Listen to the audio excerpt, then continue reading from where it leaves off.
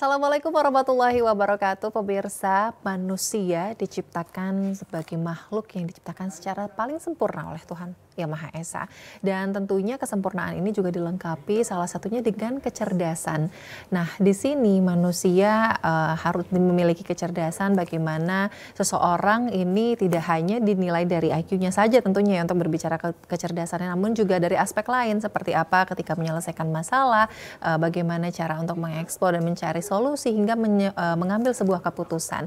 Nah, kalau kita melihat kembali kondisi di Indonesia saat ini, populasinya ini ada generasi Z yang angkanya cukup besar. Kalau hingga tahun 2030 mendatang dengan kondisi atau bonus demografi, generasi Z ini ketika nanti sudah mencapai usia matang, tentunya ini dipengaruhi juga dengan kecerdasan mereka. Dari sekarang ini juga harus sudah dipupuk ya, seperti apa agar mereka nanti pada saat usia produktif dengan hasil yang memang mereka menjadi orang yang cerdas serta juga memang bisa berkontribusi tentunya. Nah, kalau berbicara mengenai kecerdasan ini erat juga kaitannya dengan multiple intelligence. Nah, multiple intelligence atau kecerdasan ganda ini untuk generasi Z sebenarnya seperti apa sih, dan harusnya baik itu dari generasi Z maupun orang tua itu kira-kira harus seperti apa supaya bisa mengeksplor kembali kecerdasan ganda untuk para generasi Z. Hari ini akan kita bahas lebih lanjut tentunya di Psikologi Populer bersama saya Nurharisha Pratiwi, dan saya sudah kehadiran narasumber saya yang luar biasa ini. Saya mau sapa dulu, ada Mbak Aprilia Putri Rahmadini, SPSI, MPSI, psikolog, anggota HIMSI Sumsel. Assalamualaikum Mbak Putri. Waalaikumsalam Mbak. Apa kabar? Alhamdulillah baik. Alhamdulillah baik ya. Ini luar biasa nih berbincang bersama Mbak Putri. Hari ini tema kita sangat menarik, yaitu multiple intelligence for Gen Z. Dan di sini saya tidak hanya akan berbincang bersama Mbak Putri saja, pemirsa di rumah juga bisa langsung berinteraksi nanti ya melalui telepon kita di 0711 311 454 atau di 0811 787 1974. Baik, ini kalau saya mau langsung tanya ke Mbak Putri ya, sebenarnya berbicara mengenai multiple intelligence.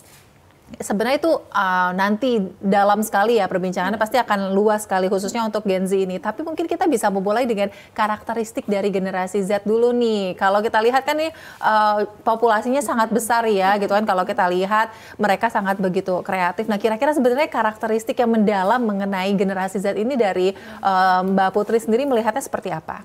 Oke, karakteristik dari Gen Z ini adalah mereka ini termasuk orang-orang yang cerdas ya.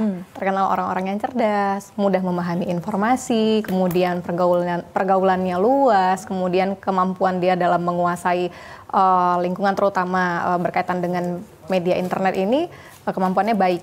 Nah, biasanya karakternya berkaitan dengan itu, Mbak. Oke, jadi karakternya mereka tuh tipe orang yang cerdas gitu. Nah, kalau dilihat nih sebenarnya kan karena tadi ya populasi mereka yang sangat besar dan juga media sosial ini kan juga penggunaannya sangat masif nih. Apakah sebenarnya karakteristik mereka pun juga memang ada keterkaitannya dengan hal itu, Mbak? Oke. Ya, tentunya ada keterkaitannya dengan media sosial ya. Dengan media sosial keterkaitannya seperti itu juga. Tetapi itu bukan satu-satunya faktor yang bisa mempengaruhi si Gen Z ini dalam menampilkan kemampuan mereka seperti itu, dalam menampilkan kecerdasan mereka. Itu adalah bukan satu-satunya faktor saja seperti itu. Oke. Kalau melihat nih kan dari karakteristiknya sebenarnya ini tipe-tipe orang yang tadi ya cerdas juga. Sebenarnya mereka juga rasa ingin tahunya cukup tinggi seperti itu. Apakah memang ini seluruh generasi Z ini memang seperti ini gitu? Artinya memang apakah ini secara natural ya muncul si karakteristik ini gitu, baik juga berkaitan dengan pola asuh dari orang tua dan lain sebagainya, itu seperti apa ini? Oke, jadi untuk tidak semua ya Mbak ya. Jadi tentunya penyebaran dari kemampuan ini sendiri itu bervariasi ya, bervariasi mulai dari memang ada yang kategorinya baik tapi tidak menutup juga anak-anak berkebutuhan khusus juga meningkat di tahun-tahun sekarang seperti itu. Jadi memang sangat varian. Nah, apa saja faktor yang bisa mempengaruhinya ya, selain dari pola asuh, dari kemajuan teknologi juga gitu, perkembangan zaman ya sekarang ini. Jadi difasilitasi dengan banyak fasilitas misalnya kayak media seperti itu, pengetahuan yang juga semakin teknologi ya tentunya semakin maju seperti itu. Jadi banyak faktornya. Bukan hanya dari orang tua seperti itu, bukan hanya dari kemampuan bawaan gitu, tapi antara kemampuan bawaan dan lingkungan serta pola asuh orang tua semuanya dimix untuk menggambarkan si karakter Gen Z ini. Oke, jadi memang tidak hanya dari satu aspek saja yang melihat hasil outputnya, karakteristik dari generasi Z ini sendiri, tapi memang dari berbagai aspek tadi, mulai dari pola asuh, terus juga perkembangan zaman saat ini. Betul. Kalau Mbak Putri melihat gitu ya, saat ini kan kita sebenarnya sudah bertemu lah ya, sudah sering gitu ya melihat generasi Z, terus juga mungkin berinteraksi secara langsung. Kalau dari Mbak Putri sendiri melihat gitu ketika berinteraksi dengan mereka, itu seperti apa ini Mbak? Oke, karakter dari Gen Z ini yang sering ditemui ini cukup unik ya Mbak ya. Cukup unik dalam artian mereka memiliki kemampuan dalam memahami informasi itu baik ya, cepat, tangkap gitu dalam mengelola informasi yang kita sampaikan. Mereka termasuk mudah gitu dalam menangkap informasi ya. Kemudian mereka juga kemampuan analisanya itu baik. Seperti itu. Jadi kemampuan analisanya baik, mereka cepat tangkap dalam informasi itu. Tetapi banyak kekurangan yang berhubungan dengan kemampuan praktis seperti itu. Ketika praktik, mereka banyak juga yang mengalami kendala. Misalnya pokoknya dalam hal-hal yang berkaitan dengan praktikal mereka agak kurangnya di sana. Tapi kalau misal kemampuan terkaitan dengan kemampuan analisanya mereka oke. Gitu. Kita bisa asum jempol bahwa kemampuan mereka dalam menyerap informasi, kecekatan mereka dalam mengelola, menganalisa itu oke. Tapi ketika praktik, mereka masih perlu pembelajaran. Oke, mereka itu tipe yang senang belajar seperti itu artinya ya, mau menganalisa dengan baik. Nah, sebenarnya itu juga memang apakah karena tuntutan atau ya dari tadi kemudahan kita sekarang mendapatkan informasi atau seperti apa ini Mbak? Iya, jadi salah satunya itu ya. Jadi karena kemudahan dalam memperoleh informasi, jadi membuat mereka inginnya cepat, karakteristiknya itu kurang sabar, biasanya seperti itu ya Mbak ya. Jadi ingin segala sesuatu itu cepat, seperti itu. Banyak hal yang ingin mereka lakukan dengan cepat. Misalnya sekarang sudah ditolong juga dengan teknologi. Kalau dulu kita mau apa-apa itu lebih banyak mengantri secara manual ya. Kalau sekarang bisa dengan menggunakan gadget masing-masing. Ya, mau pesan makanan aja kalau dulu kita memang harus benar-benar pergi gitu ke suatu tempat ngantri betul. Kalau sekarang mereka hanya by phone. Dari ponselnya aja pesan-pesan datang ke sana, bisa datang ke sana langsung, bahkan diantarkan kayak gitu. Jadi semuanya tuh ditunjang juga sih, ada positif dan negatifnya masing-masing seperti itu. Tapi justru dengan kemajuan teknologi ini malah jadi membuat mereka merasa apa ya tadi ya, terlalu mudah untuk mendapatkan sesuatu ya. Jadi ketergantungan, mungkin rasa ingin berusahanya itu sedikit berkurang gitu ya. Betul. Nah, ini kalau tadi Mbak Putri juga sempat menyampaikan bahwa secara praktikal mereka mungkin teorinya bagus gitu ya, oke gitu. Nah, secara praktikal ini kurang. Sebenarnya apa alasan utamanya generasi Z ini secara praktikalnya mungkin masih harus perlu ditingkatkan lagi? Karena pemanfaatan media ya. Jadi mereka banyak habis waktu itu memang banyak melakukan analisa, tapi praktek. Makanya sekarang diiringi dengan kurikulum seperti kayak kurikulum yang sekarang lebih banyak itu mereka harus magang ya. Kalau orang kuliah itu kurikulum merdeka itu mereka harus magang. Memang ke perusahaan, ke kantor supaya mereka lebih banyak mendapatkan pengalaman secara praktikal seperti itu. Karena kemampuan analisa mereka sudah oke seperti itu Mbak. Jadi memang harus diterjunkan ke lapangan, harus banyak mendapatkan pengalaman kerja secara langsung sehingga menjadi imbang. Kemampuan mereka dalam menganalisa oke, kemampuan praktikal mereka juga oke gitu. Diberikan kesempatan untuk mereka ke lapangan lebih banyak. Tidak hanya yang menonjol dari kemampuan analisanya saja gitu, tapi dari secara praktek gitu ya. Nah, kalau kita lihat juga ini kan sebenarnya generasi Z ini artinya nilai plusnya itu sangat banyak ya tadi ya Mbak ya, mulai dari kecerdasan mereka juga sebenarnya cukup baik, analisanya juga sangat-sangat baik. Tapi di sini banyak juga yang menjadi kendala gitu kan, bahwa kita lihat juga lah gitu seliweran di sosial media itu secara komunikasi. Mungkin karena tadi ya kemudahan untuk berkomunikasi melalui chat saja gitu ya dari beberapa aplikasi. Ini juga sebenarnya mempengaruhi artinya ya? Iya, mempengaruhi. Jadi karena kemudahan teknologi, karena percepatan lah istilahnya. Kalau kita dulu kalau mau menyampaikan berkomunikasi lah, kalau dulu itu mau berkomunikasi itu agak lebih butuh waktu dan effort, lebih butuh waktu dan usaha dalam artian kita harus ngalamin nggak sih Mbak nulis surat betul seperti itu ya, sekali. nulis pesan ke teman, surat-suratan. Kalau sekarang kan cepet banget, instan, lewat ponsel terkirim seperti itu. Nah itu juga tidak memakan waktu yang lama. Artinya proses penyampaian informasi itu terjalin dengan cepat, sehingga pertukaran informasi cepat, tidak membutuhkan waktu lama. Di situ anak-anak ini rata-rata kesabarannya agak kurang ya, sehingga juga berdampak dengan etika, dengan kemampuan sosialnya, gitu. Kalau dulu kan kita memang karena perubahan zaman juga, ya ada plus, ada minusnya, ada kelebihannya dan ada kekurangannya, gitu. Jadi imbang memang. Ya kemajuan zaman intinya harus diiringin dengan tetap adab itu tetap harus seperti itu. Oke, ini sangat menarik ya. Berkaitan juga dengan etika tadi ya, akhirnya adab dan lain sebagainya gitu. Mungkin sesimpel mereka yang lebih muda itu harus menghormati yang lebih tua gitu. Nah, ini ada munculnya fenomena seperti ini. Alasan terkuatnya apa ini Mbak? Apakah memang misalnya dari orang tua mungkin kurang, kalau kita kan dulu mungkin di anak lahiran 90 ya, itu mungkin cukup kuat gitu ya kalau diajarkan mengenai etika dan juga adab. Nah, apakah ini mempengaruhi juga gitu dengan pola asuh dari orang tua? Ya, sebagian besar memang iya. Karena sekarang itu memang banyak ya orang-orang tua juga dari dulu juga mungkin memang banyak yang berkarir juga ya. Tetapi pola pengasuhan kurangnya kelekatan figur dari orang tua, kurang attachment ya, kurang perhatian secara langsung gitu. Diperhatikan anak-anak itu pasti orang tua tidak ada yang tidak sayang pada anaknya. Memperhatikan tuh iya.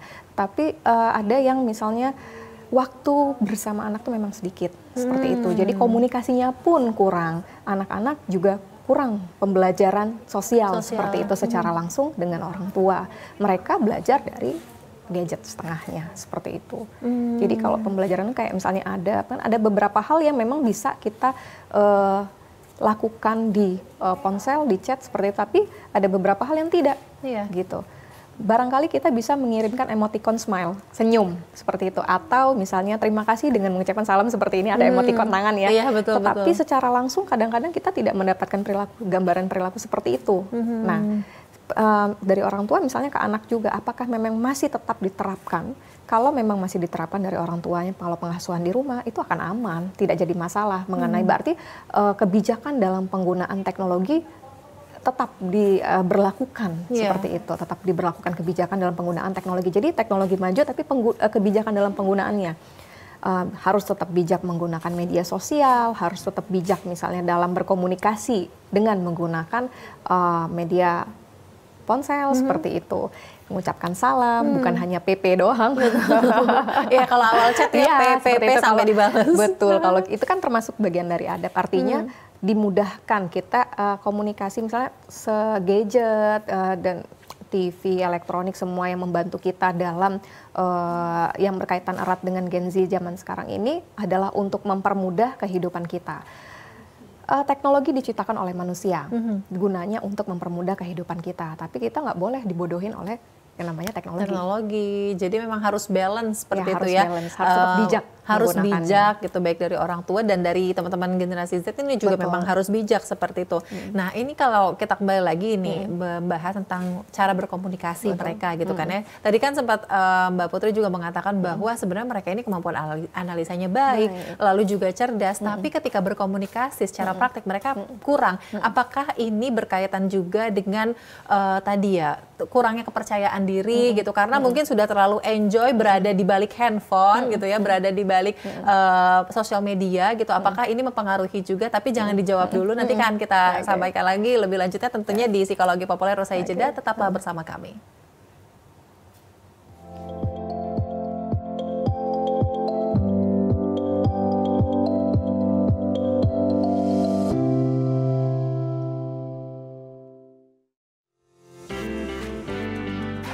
Oi Mang, cak mano, milu larket ini.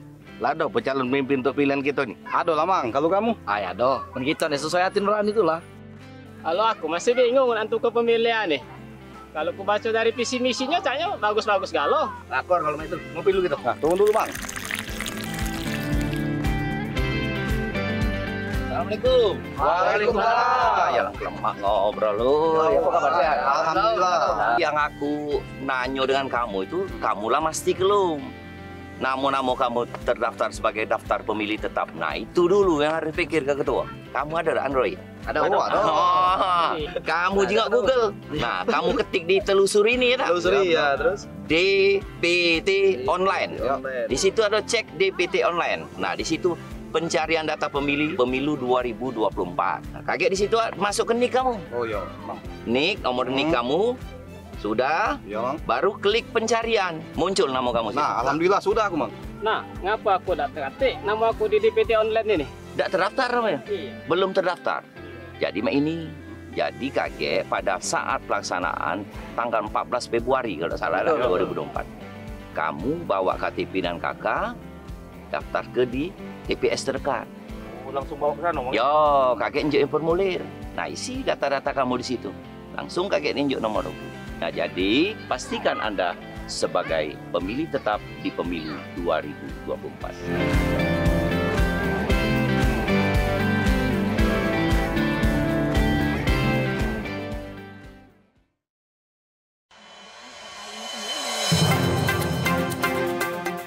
Banyak sekali teknologi berbasis kecerdasan buatan yang bisa kita manfaatkan.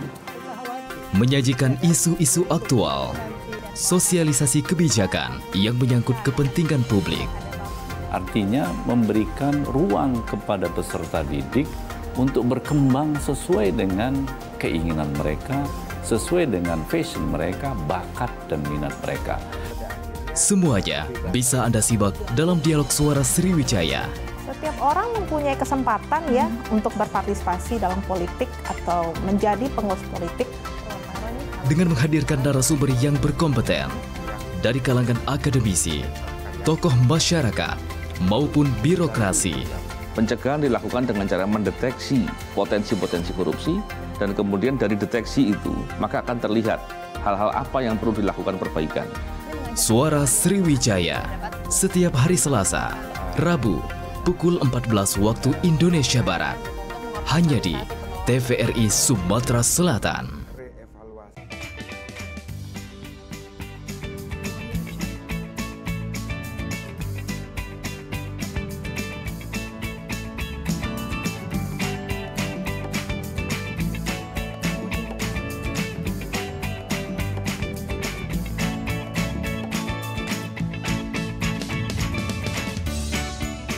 Gimana?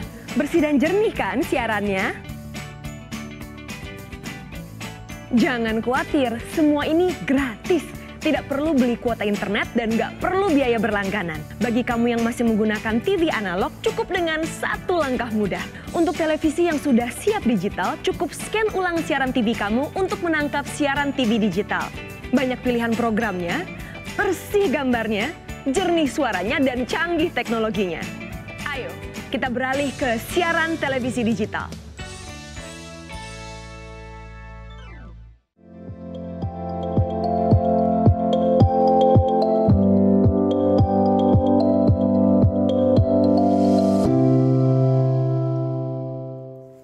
Terima kasih masih bersama kami di Psikologi Populer. Saya masih bersama Mbak Putri tentunya membahas tema kita yaitu Multiple Intelligence for Gen Z.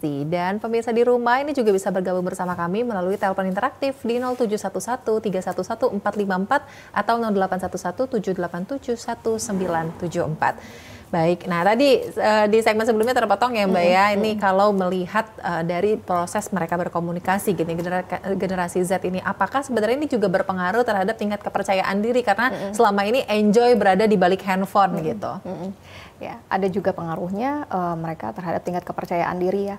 Karena kalau misalnya Gen Z biasanya banyaknya itu bercakap-cakap melalui media ponsel seperti itu. Mungkin hanya ponsel tapi misalnya media internet misalnya dari laptop mereka. Pokoknya media maya lah seperti itu. Nggak secara langsung. Jadi keterampilan sosial pun menjadi tantangan bagi mereka. Karena kalau ketemu secara langsung, berinteraksi secara langsung akan berbeda dengan ketika mereka di balik layar seperti itu. Kalau misalnya kita secara langsung kan kita harus menjaga memang sikap kita dari atas kepala sampai dengan kaki, cara bicara kita, cara tatapan mata kita, semuanya tuh memang kita harus menjaganya supaya memang sesuai seperti itu, sopan seperti itu. Tetapi kalau misal kita bercakap-cakap melalui tidak secara langsung ya, dalam artian misalnya chatting lah seperti itu, ya kan lawan bicara kita tidak tahu kalau kita juga pakai daster, misalnya lagi santai sambil guling, misalnya kita tertawa memang betulan tertawa atau tidak, atau hanya memang emot doang seperti itu, atau memang kita benar-benar bersedih seperti itu, atau hanya emotikon aja, gue lagi sedih gitu, padahal sebenarnya nggak juga. Nah, seperti itu. Jadi kepercayaan diri juga, nah itu tadi karena memang kurangnya keterampilan mereka secara langsung, praktek langsung itu akan berbeda dengan mereka hanya di dunia maya seperti itu. Itu tantangannya untuk Gen Z sekarang. Oke, tantangannya karena sudah terlalu nyaman terlalu nyaman dengan adanya sosial media, dengan adanya handphone yang mempermudah tadi proses komunikasi gitu, sehingga tadi muncul jadi karakteristiknya memang tipe yang tadi lebih nyaman untuk melalui handphone komunikasinya, dan ketika prakteknya ini akan kurang seperti itu.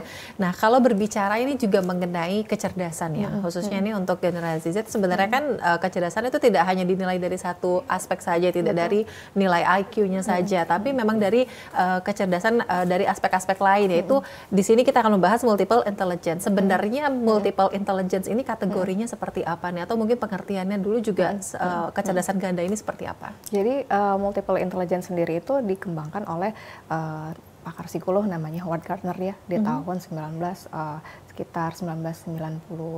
Jadi sudah lama sebenarnya teori ini.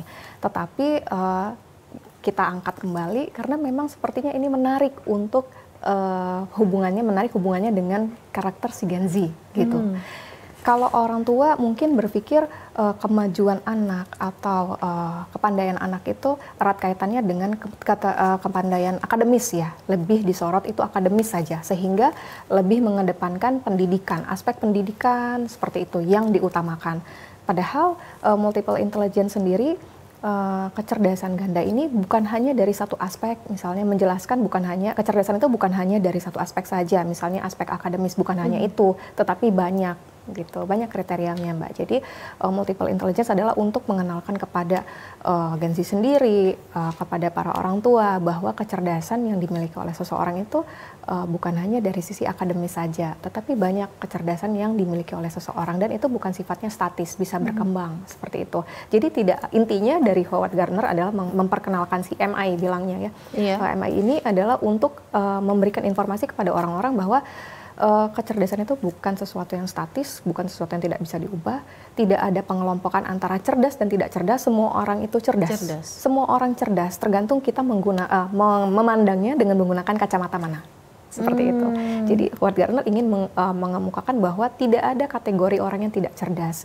Nah, kaitannya dengan Gen Z sekarang, nanti ada kaitannya dengan yang namanya bullying. Ada istilah ibaratnya karena seseorang itu tidak cerdas, erat kaitannya dengan kasus-kasus bullying seperti itu. Padahal bisa jadi tidak, menurut Howard Gardner tidak ada orang yang nggak cerdas. Semua orang cerdas, tetapi kita memandangnya dengan mana.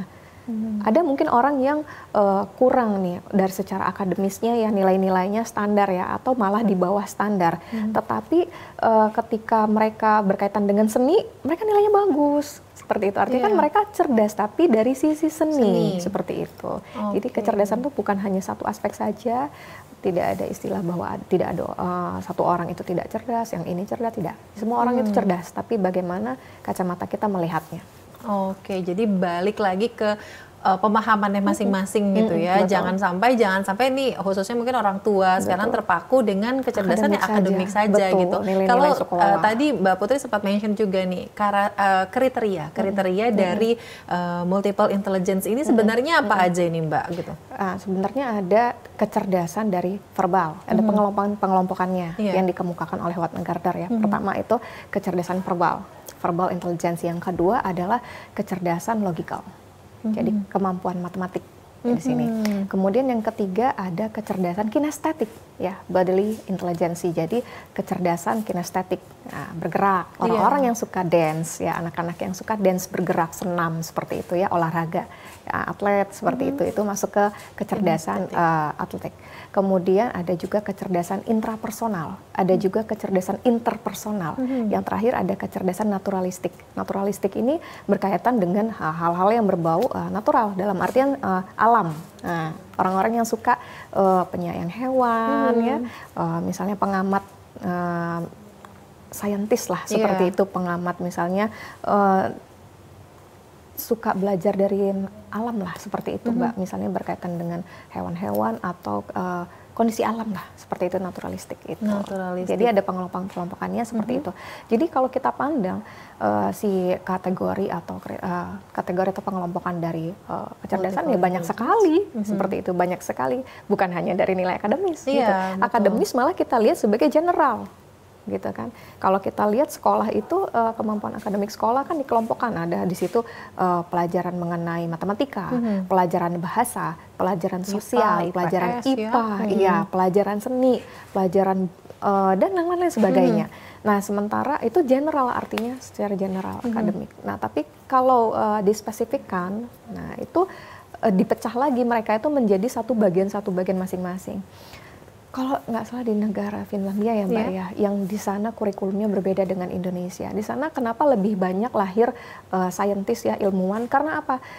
Kita tuh nggak ahli dalam semua bidang.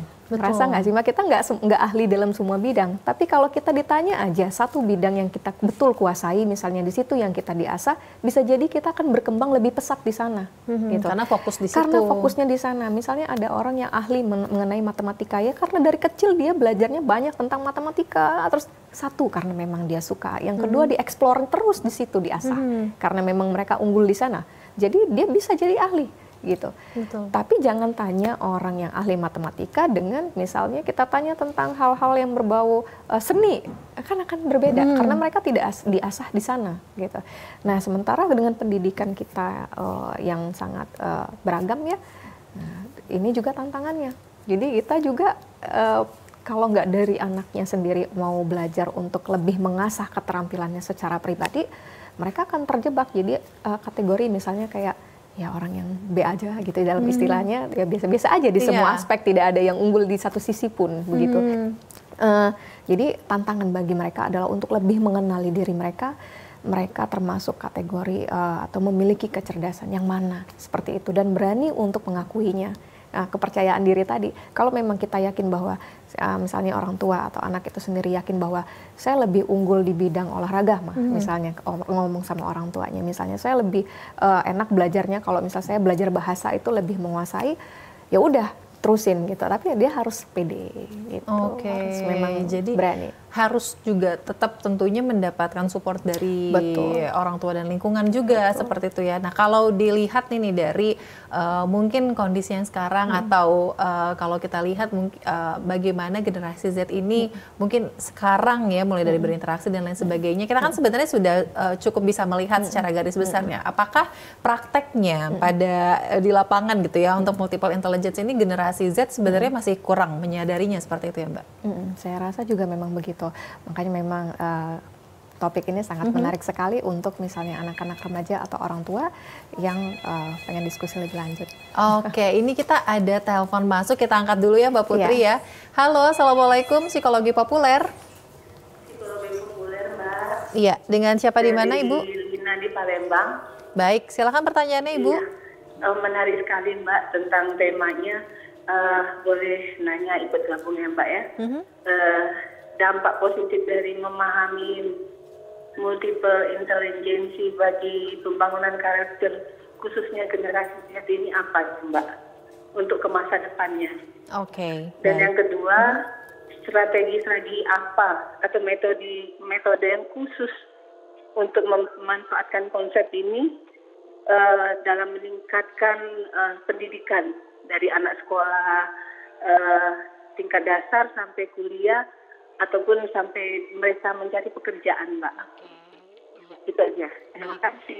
Baik, terima kasih Bu Lina di Palembang atas pertanyaan. Tadi ada dua ya. Yang pertama, ini apa sebenarnya manfaatnya kalau seseorang ini memang bisa memahami secara lebih detail atau lebih lanjut lagi mengenai multiple intelligence ini? Manfaatnya tentunya banyak sekali ya, baik untuk pribadinya ataupun mau lingkungannya, seperti itu. Untuk pribadinya sendiri, misalnya untuk ke anaknya, ketika dia paham mengenai dirinya, dia mengetahui kelemahan dan kelebihan dirinya, dia akan tahu misalnya dia berbakat di mana, dia ahli di mana, maka ketika dia menekuni sebuah profesi, biasanya kan di akhir setelah kita menempuh pendidikan, kita akan melakukan sebuah profesi ya. Nah, ketika dia menyelami dunia profesi itu, mereka akan ahli di sana. dan mereka akan menikmati pekerjaan itu. Kualitas dari hasil bekerja mereka bagus, mereka juga senang dalam menjalani pekerjaan tersebut, ya. Ataupun nggak usah pekerjaan, misalnya mereka kuliah. Mereka memang betul-betul tahu mereka inginnya di sana, mereka mampunya di sana, mereka unggulnya di sana, mereka akan all out. Nggak perlu orang tua dorong-dorong mereka kayak misalnya harus les, harus apa, kerjain tugas, nggak. Karena dengan sadarnya sendiri, karena menurut mereka itu asik, seneng. Mungkin Mbak juga pernah barangkali punya pengalaman ketika kita menyenangi sesuatu, enak nggak ngerjainnya? Betul, enak. Enak banget. Jadi karena ketika kita benar dari hati kita memang kita mampu. Kenapa seseorang kadang-kadang menjadi tidak nyaman dengan sebuah pekerjaan atau misalnya materi pelajaran, karena di situ mereka lemah gitu. Karena mereka merasa di situ kurangnya, di situ kita dituntut. Jadi mereka ngerasa kesulitan. Nah, ketika mereka menyadari misalnya mengenali yang namanya multiple intelligence, mereka sadar mereka memiliki kecerdasan yang area mana, kemudian memang diarahkan ke arah sana sesuai satu kenyamanan pastinya. Kita mau hidup nyaman dong. Kita mau sejahtera, artinya kita sejahtera secara psikologis dan secara mental ya. Artinya kita mengerjakan sesuatu dengan nyaman. Kalau kita nyaman dalam mengerjakan atau berada di sebuah bidang, maka hasil pekerjaan kita juga akan optimal. Betul. Nah, artinya secara mental health-nya dapat, secara kualitas dari pekerjaannya pun dapat. Itu manfaatnya ketika mereka dapat mengasah atau mengenali kecerdasan mereka berada di mana. Jadi memang benar-benar artinya penting dan harus banget. Optimal ya. Kalau berbicara mengenai multiple intelligence ini harus benar-benar bisa memahami kira-kira kecerdasan yang dimiliki ini oleh seseorang itu seperti apa supaya nanti ini berdampak ke masa depannya juga tentunya ya, ke pekerjaan dan lain sebagainya. Nah, nanti kita akan lanjutkan lagi nih untuk menjawab pertanyaan yang kedua ya, seperti apa sih strateginya ini untuk bisa menerapkan multiple intelligence supaya khususnya di pendidikan di Indonesia gitu kan ya, khususnya untuk semua pelajar-pelajar ini supaya memang bisa lebih maksimal lagi. Namun usai jeda berikut, pemirsa tetaplah bersama kami, Psikologi Populer akan kembali.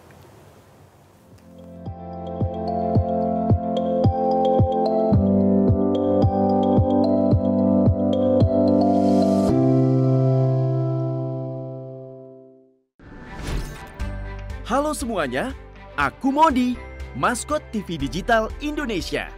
Aku akan membantu semua orang menuju migrasi TV digital. Di mana? Di siarandigital.id dan call center 159. Ayo semuanya, dukung migrasi TV digital. Bersih gambarnya, jernih suaranya, dan canggih teknologinya.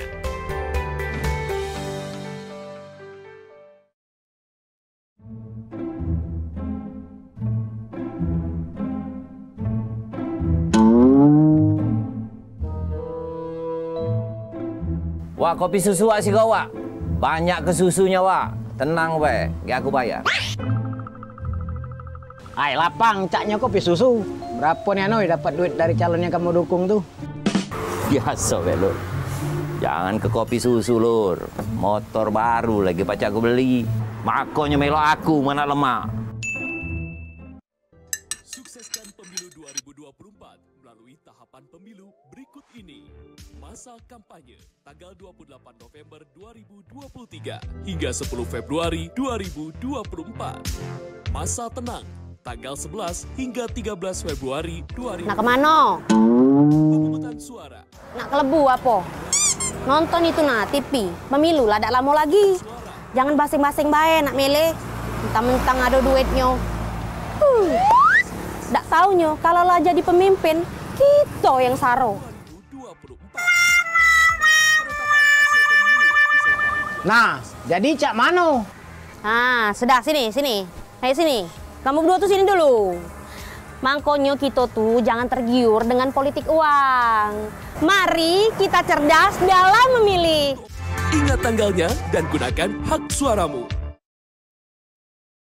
Mengartikulasikan segala kepentingan kita, tapi dengan adanya media sosial kita dapat secara lebih elegan dalam menyampaikan bagaimana aspirasi dari masyarakat itu sendiri. Ketika kaum milenial berbicara, lugas, tegas, dan tuntas. Oke, saya ke audiens terlebih dahulu nih. Kita Ada banyak ide kreatif yang lahir dari pikiran mereka. Karena bisnis itu bukan textbook, begitu. Nggak selalu textbook.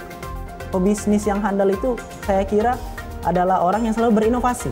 10 tahun menjadi salah satu pedangdut di menginspirasi generasi muda untuk terus berkarya demi masa depan bangsa yang lebih baik. Tetap optimis terus kan? Dengan pembuktian loh Bang kita.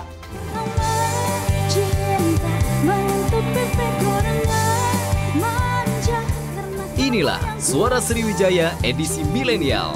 Setiap hari Kamis pukul 17 waktu Indonesia Barat. Hanya di TVRI Sumatera Selatan.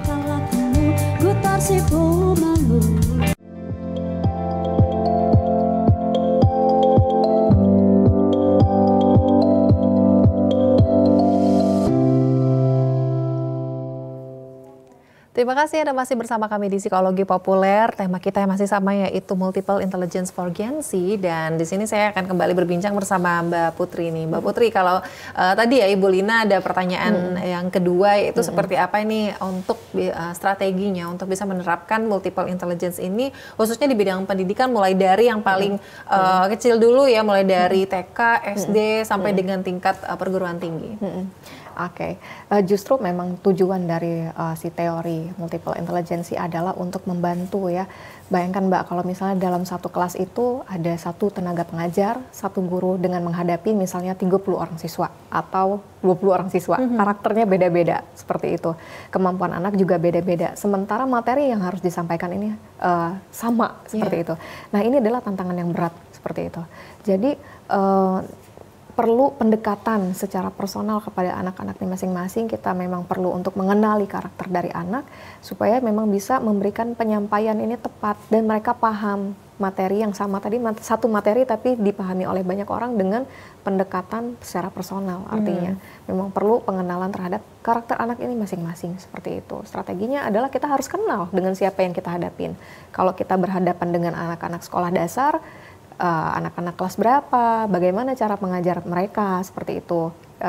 Kemudian kalau kita berhadapan dengan anak-anak remaja, anak-anak SMP, mereka lebih lekat, lebih mendengar omongan dari teman-teman. Artinya kita harus menempatkan diri kita sebagai teman seperti itu. Mereka lebih asik, mereka lebih mau kalau misalnya kita memposisikan diri kita sebagai teman. Nah, ketika kita bicara dengan anak SMA, harus kenal juga karakter dari anak SMA ini seperti apa. Seperti itu. Jadi ketika kita ngajak ngobrol, nyambung merekanya. Jadi kita pertama tuh strateginya adalah harus kenal dulu siapa lawan bicara kita. Dan kita di situ baru masuk. Nah, baru bisa mengajak mereka untuk mengenali kemampuan mereka bagaimana gitu, kemajuan di sekolah seperti apa, seperti itu. Mereka punya kelebihan di mana gitu. Dengan tadi. Jadi dari ibaratnya kalau kita kenal, tahu berhadapan dengan siapa yang kita hadapin, pasti kita akan bisa memberikan penyampaian yang mereka lebih mudah menerimanya seperti itu. Kalau anak SD kita ajakin ngomong secara abstrak, teoritis, mereka pusing. Iya, pusing. Karena mereka bingung. Tapi ketika anak SMA kita ajak ngomong secara dewasa, mereka paham, lebih bisa paham ya. Nah, kalau anak remaja nggak bisa gitu. Dia harus kita posisikan diri kita sebagai teman.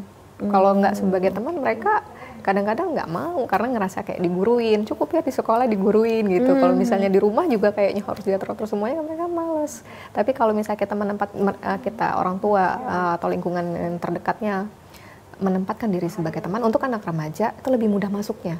Mereka pun lebih mudah memahami seperti itu. Gitu. Oke, ini untuk bisa mengenali kemampuan tadi ya dari kecerdasan seseorang itu tadi kan artinya strateginya salah satunya ini orang tua ini harus juga bisa memahami seperti apa kita bisa melakukan pendekatan kepada si anak ini yang memang ada di generasi Z ini. Nah, kalau untuk bagaimana mengenali kecerdasan atau potensi yang dimiliki itu sebenarnya langkah apa nih yang awal mungkin bisa dilakukan atau baik oleh orang tua seperti itu. Oke.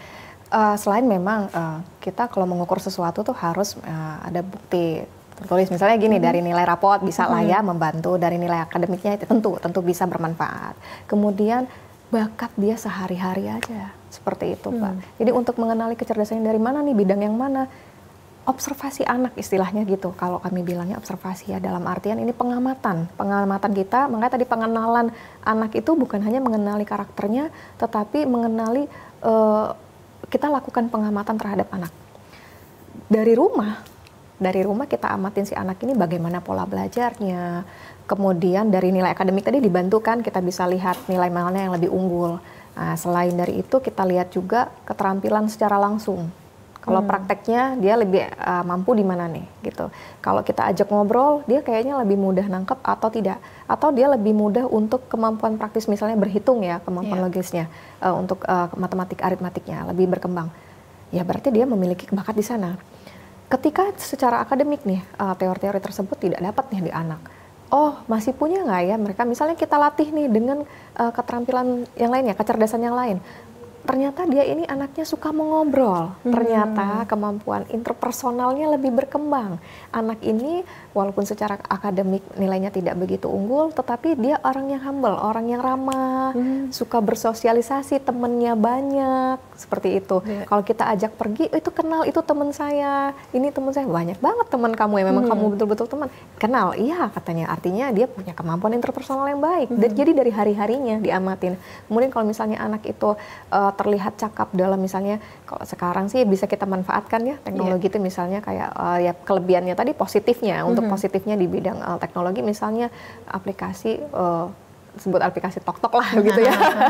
Anak-anak ini suka dance ya di sana. Betul. Nah, apakah memang mereka terasah keterampilannya atau memiliki kecerdasan kinestetik? Kita bisa selami apakah memang betul-betul kamu suka nari nih gitu. Coba diarahkan apa misalnya mereka memang suka nari yang kategori apa nih, tradisional atau modern. Seperti itu diselamin aja. Oh enggak, ternyata karena hanya untuk eksistensi, oh berarti bukan.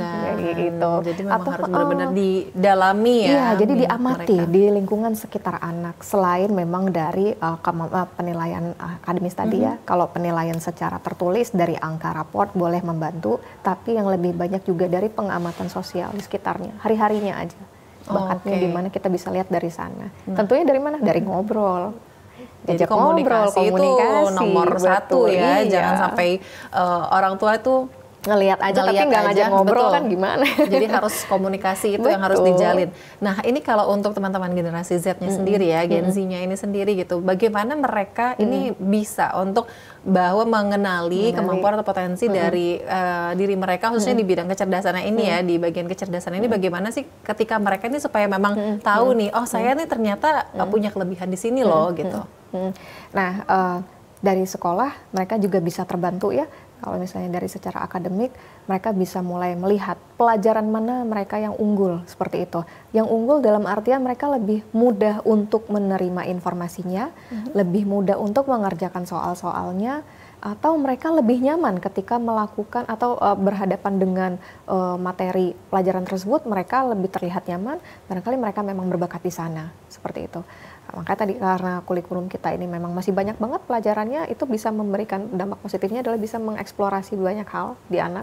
Tetapi dari anak sendiri adalah selain ngobrol dengan orang tua, juga mereka melihat dari hasil dari kemampuan belajar mereka seperti apa dan berani untuk asertif dalam artian berani untuk menyampaikan. Kalau misalnya memang sulit berani ngomong, kalau memang sulit di sana atau mereka seneng deh di sini gitu, dari cara belajarnya senang, hasilnya pun bagus gitu. Jadi mereka dalam menjalaninya sendiri tidak ada keterpaksaan, mereka suka belajar tersebut, misalnya sebutlah misalnya pelajaran tertentu ya, misalnya pelajaran bahasa. Mereka seneng nih dari proses pembelajarannya, metodenya, tentang teori-teorinya, mereka mudah nangkap informasinya.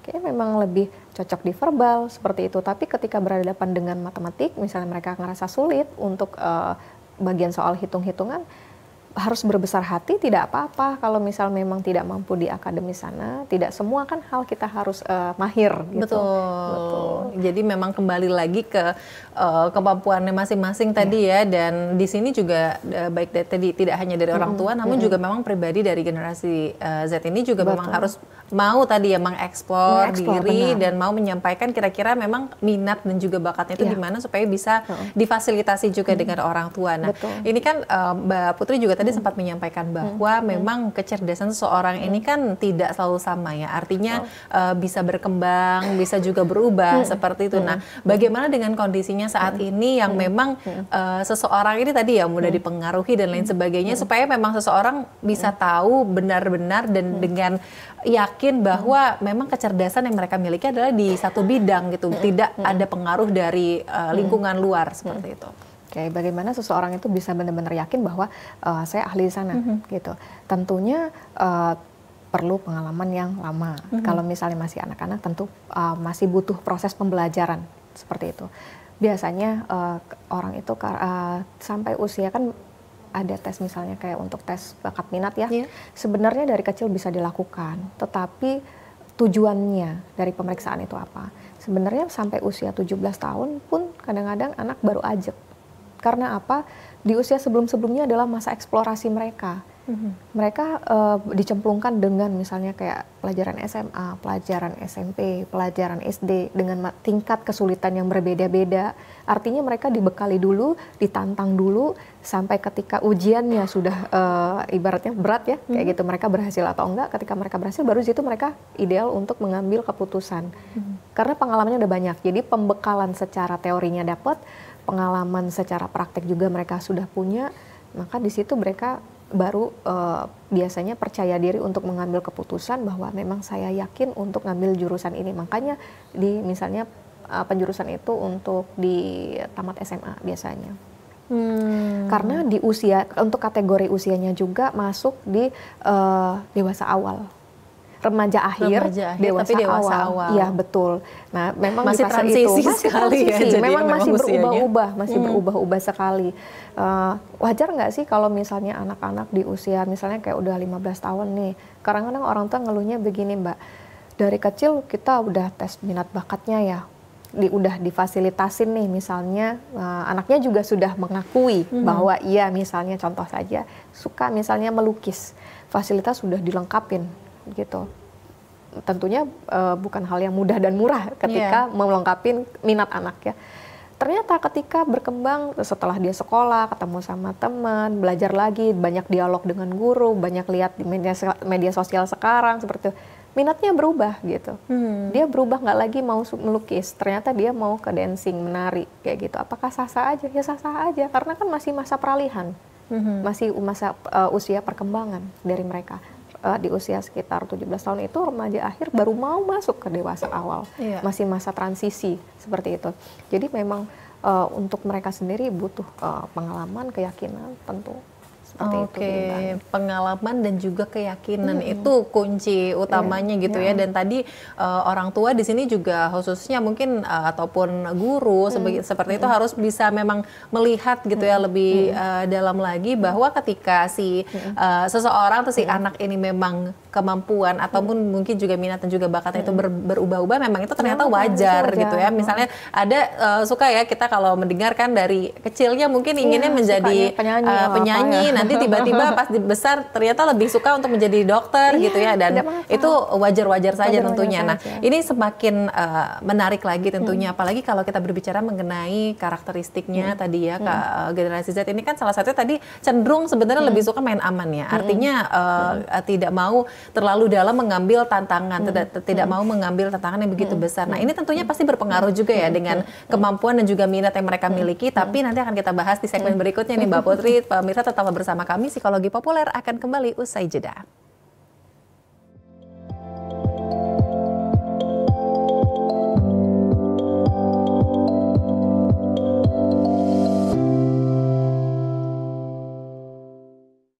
Hari ini kamu nak makan apa bela julah.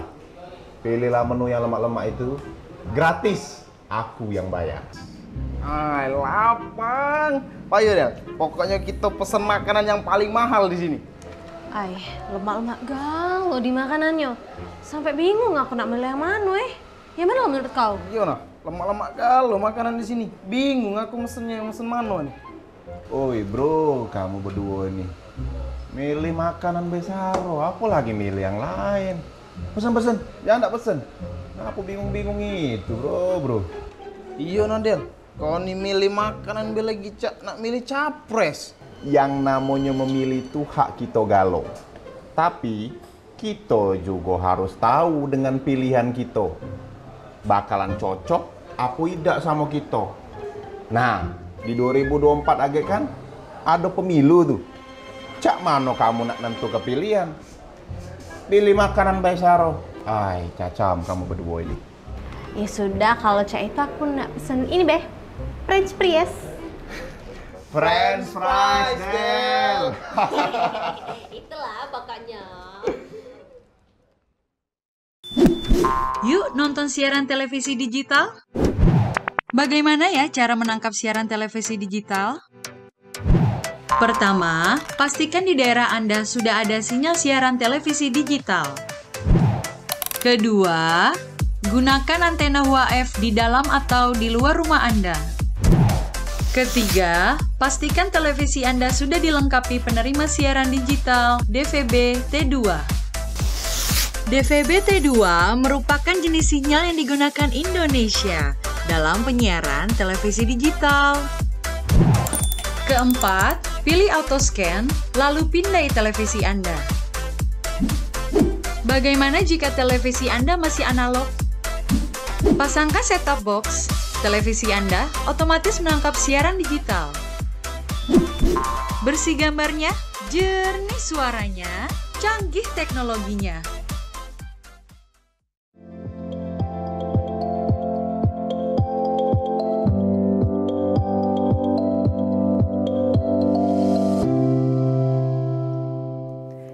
Anda masih bersama kami di Psikologi Populer. Nih saya mau melanjutkan perbincangan dengan Mbak Putri. Kalau tadi berbicara mengenai karakter ya, karakter dari si generasi Z ini kan sebenarnya mereka nih salah satunya tadi cenderung bermain aman gitu kan ya, tidak mau mengambil tantangan yang begitu besar. Padahal sebenarnya tantangan ini salah satunya berpengaruh juga untuk seseorang supaya bisa meningkatkan kemampuannya, meningkatkan kecerdasannya. Nah ini kira-kira seperti apa ini Mbak? Kenapa munculnya fenomena seperti ini? Karena kurangnya eksplorasi dari mereka. Jadi kurangnya eksplorasi dalam artian mereka kan kemampuan analisanya baik, tetapi prakteknya kurang. Jadi dari mereka juga kurang mengeksplor diri mereka itu kemana gitu. Jadi intinya adalah kurangnya kemauan mereka untuk mengeksplorasi dirinya. Bukan kemampuan eksplorasi, tapi kemauan mereka untuk mengeksplorasi dirinya. Kalau misalnya kita ingin tahu lebih banyak tentang diri kita, siapa yang paling kenal dengan diri kita, ya diri kita sendiri. Kalau mereka mau misalnya menyelami tentang diri mereka, sukanya di mana, ahlinya di mana, mereka akan kenal itu. Mereka akan pede gitu. Tapi kalau memang mereka punya bekalnya banyak, mereka akan pede. Nah, mereka ngerasa bermain aman karena apa? Bekalnya kurang. Iya. Gitu. Mereka lebih banyak untuk waktu yang menganalisa, tapi memang kurang praktek seperti itu. Jadi ketika mereka mengambil keputusan, mereka ragu-ragu, maka cari jalan tengah, pekerjaan yang aman-aman aja, yang tekanannya mungkin yang tuntutan pekerjaannya tidak terlalu tinggi, tapi jangan salah Mbak, inginnya tinggi-tinggi ya. Iya. ingin penghasilannya atau penghasilannya punya tinggi, tapi tantangannya, tekanannya nggak mau yang tinggi seperti itu ya. Dan di sini mungkin yang harus digarisbawahi juga ini supaya generasi Z dan juga ini baik dari orang tua ini juga bisa menanamkan nilai-nilai supaya memang dengan melalui tantangan ini sebenarnya poin besar ya. Seseorang untuk bisa menuju step berikutnya.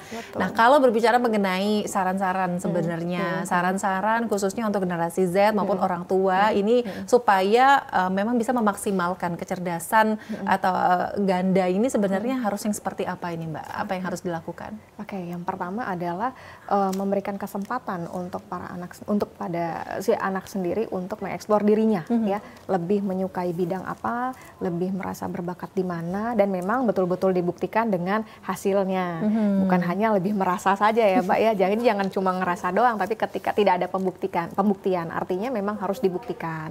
Kalau memang mereka merasa bahwa kemampuan dalam mengingatnya baik, maka coba diuji coba gitu, diasah terus kemampuan mengingat tersebut.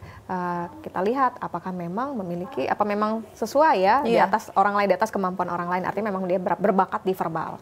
Kalau misalnya kemampuan matematika lebih mudah untuk melihatnya dari mengerjakan soal. Seperti itu. Selain memang dia nyaman untuk misalnya menyelesaikan soal-soal hitungan, hasilnya juga bagus, gitu kan berarti sesuai. Jadi memang mereka dikasih kesempatan juga untuk mendalami apa yang mereka mau. Orang tua juga tetap membantu, memfasilitasi, dan juga mendukung, dan juga memberikan kesempatan kepada mereka.